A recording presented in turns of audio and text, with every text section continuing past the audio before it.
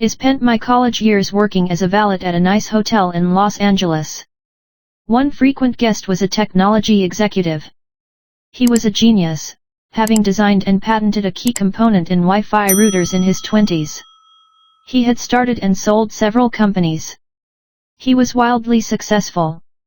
He also had a relationship with money I'd describe as a mix of insecurity and childish stupidity.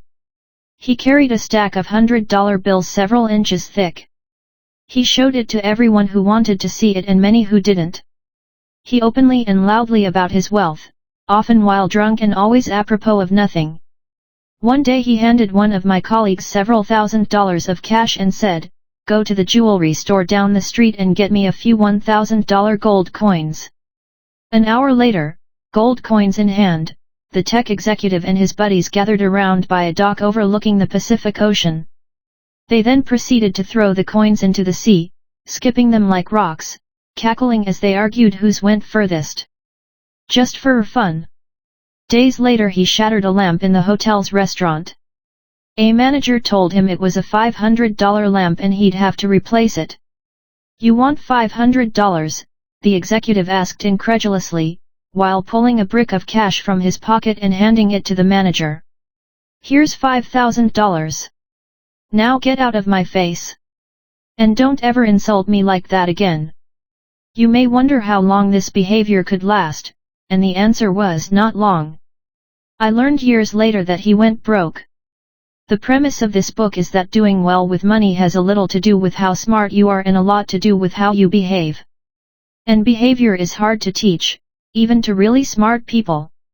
A genius who loses control of their emotions can be a financial disaster. The opposite is also true.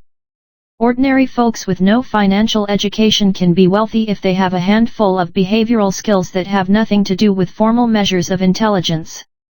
My favorite Wikipedia entry begins, "Ronald James Reed was an American philanthropist, investor, janitor, and gas station attendant." Ronald Reed was born in rural Vermont. He was the first person in his family to graduate high school, made all the more impressive by the fact that he hitchhiked to campus each day. For those who knew Ronald Reed, there wasn't much else worth mentioning. His life was about as low-key as they come. Reed fixed cars at a gas station for 25 years and swept floors at J.C. Penney for 17 years. He bought a 2-bedroom house for $12,000 at age 38 and lived there for the rest of his life. He was widowed at age 50 and never remarried. A friend recalled that his main hobby was chopping firewood. Reed died in 2014, age 92. Which is when the humble rural janitor made international headlines. 2,813,503 Americans died in 2014. Fewer than 4,000 of them had a net worth of over $8 million when they passed away. Ronald Reed was one of them. In his will, the former janitor left $2 million to his stepkids and more than $6 million to his local hospital and library. Those who knew Reed were baffled. Where did he get all that money? It turned out there was no secret. There was no lottery win and no inheritance. Reed saved what little he could and invested it in blue-chip stocks. Then he waited, for decades on end, as tiny savings compounded into more than $8 million. That's it. From janitor to philanthropist. A few months before Ronald Reed died, another man named Richard was in the news. Richard Fuskwan was everything Ronald Reed was not. A Harvard-educated Merrill Lynch executive with an MBA, Fuskwan had such a successful career in finance that he retired in his 40s to become a philanthropist. Former Merrill CEO David Komansky praised Fuskwan's business savvy, leadership skills, sound judgment, and personal integrity. Superscript 1 Crain's Business magazine once included him in a 40 under 40 list of successful business people.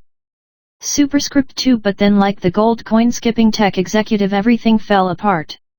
In the mid-2000s, Fuskwan borrowed heavily to expand an 18,000 square foot home in Greenwich, Connecticut that had 11 bathrooms, 2 elevators, 2 pools, 7 garages, and cost more than $90,000 a month to maintain. Then the 2008 financial crisis hit. The crisis hurt virtually everyone's finances. It apparently turned Fuskwan's into dust. High debt and illiquid assets left him bankrupt. "I currently have no income," he allegedly told a bankruptcy judge in 2008. First, his Palm Beach house was foreclosed. In 2014 it was the Greenwich Mansion's turn.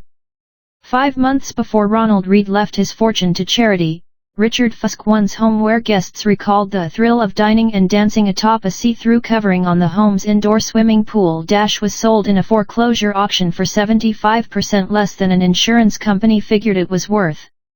Superscript 3 Ronald Read was patient, Richard Fusk one was greedy. That's all it took to eclipse the massive education and experience gap between the two. The lesson here is not to be more like Ronald and less like Richard, though that's not bad advice.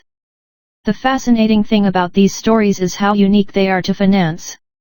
In what other industry does someone with no college degree, no training, no background, no formal experience, and no connections massively outperform someone with the best education, the best training, and the best connections?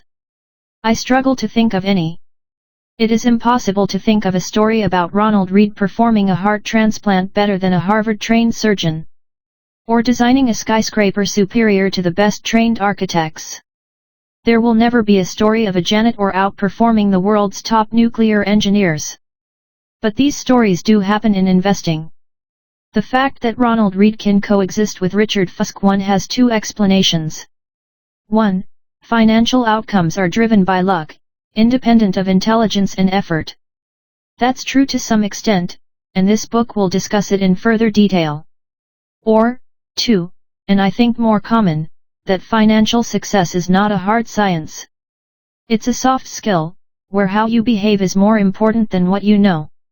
I call this soft skill the psychology of money. The aim of this book is to use short stories to convince you that soft skills are more important than the technical side of money. I'll do this in a way that will help everyone from Read to Fusk one and everyone in between make better financial decisions. These soft skills are, I've come to realize, greatly underappreciated. Finance is overwhelmingly taught as a math-based field, where you put data into a formula and the formula tells you what to do, and it's assumed that you'll just go do it. This is true in personal finance, where you're told to have a 6-month emergency fund and save 10% of your salary. It's true in investing, where we know the exact historical correlations between interest rates and valuations. And it's true in corporate finance, where CFOs can measure the precise cost of capital. It's not that any of these things are bad or wrong. It's that knowing what Toto tells you nothing about what happens in your head when you try to do it. Two topics impact everyone, whether you are interested in them or not: health and money. The healthcare industry is a triumph of modern science, with rising life expectancy across the world. Scientific discoveries have replaced doctors' old ideas about how the human body works, and virtually everyone is healthier because of it. The money industry, investing, personal finance, business planning is another story. Finance has scooped up the smartest minds coming from top universities over the last 2 decades. Financial engineering was the most popular major in Princeton's School of Engineering a decade ago. Is there any evidence it has made us better investors? I have seen none. Through collective trial and error over the years we learned how to become better farmers, skilled plumbers, and advanced chemists. But has trial and error taught us to become better with our personal finances? Are we less likely to bury ourselves in debt? More likely to save for a rainy day? Prepare for retirement? Have realistic views about what money does, and doesn't do, to our happiness? I've seen no compelling evidence. Most of the reason why, I believe, is that we think about and are taught about money in ways that are too much like physics, with rules and laws, and not enough like psychology, with emotions and nuance. And that, to me, is as fascinating as it is important. Money is everywhere, it affects all of us, and confuses most of us. Everyone thinks about it a little differently.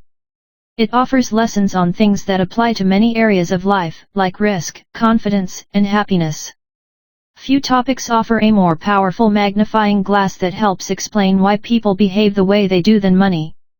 It is one of the greatest shows on earth. My own appreciation for the psychology of money is shaped by more than a decade of writing on the topic. I began writing about finance in early 2008. It was the dawn of a financial crisis and the worst recession in 80 years. To write about what was happening, I wanted to figure out what was happening. But the first thing I learned after the financial crisis was that no one could accurately explain what happened, or why it happened, let alone what should be done about it. For every good explanation there was an equally convincing rebuttal. Engineers can determine the cause of a bridge collapse because there's agreement that if a certain amount of force is applied to a certain area, that area will break. Physics isn't controversial. It's guided by laws. Finance is different. It's guided by people's behaviors. And how I behave might make sense to me but look crazy to you.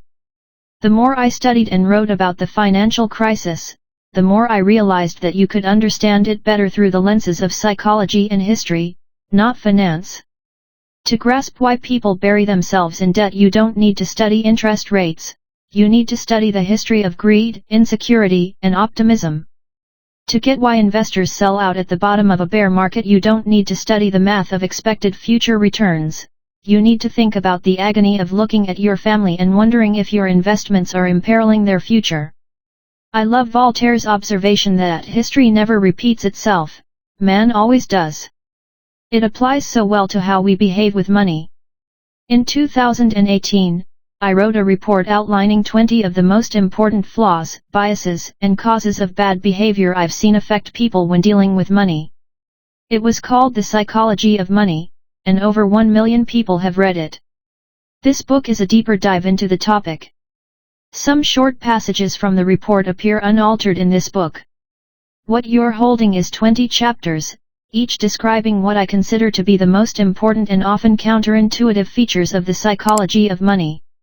The chapters revolve around a common theme, but exist on their own and can be read independently. It's not a long book. You're welcome. Most readers don't finish the books they begin because most single topics don't require 300 pages of explanation. I'd rather make 20 short points you finish than one long one you give up on.